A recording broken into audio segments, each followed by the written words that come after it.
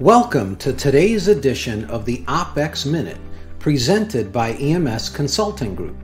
Today we will be talking about process mapping, which is a simple approach to understanding and analyzing processes. Let's begin by talking about processes.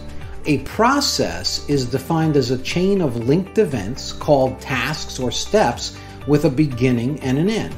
The benefits of process mapping include, number one, identifying how a process works from start to finish. Number two, showing what really happens versus what management believes happens versus what is supposed to happen.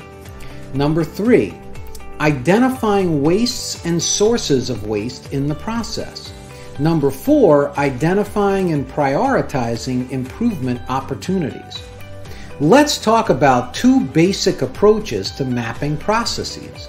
Standard process maps show each process step and each decision point in sequence from beginning to end. They might include data and metrics, and they typically include the function or department performing the step. Cross-functional maps, sometimes called swimlanes, are process maps that are mapped within the lanes where each lane represents a function or department.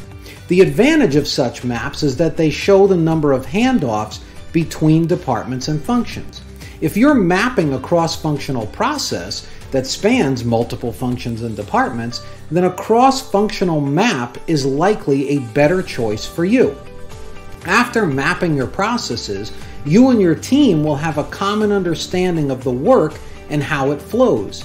If you include data, you will be able to understand the timing of the steps as well as the issues that occur if you are measuring defects and errors. With all of this information, the team is better equipped to see and eliminate the waste from within the process. Eliminating waste such as unnecessary handoffs, over-processing, and other sources of delay and correction will lead to a better process. We use the same procedure to create a future state or target state process map, and then we begin implementing this improved state. Process mapping is an elementary tool of operational excellence, and it can be used in a great majority of problem-solving and improvement efforts.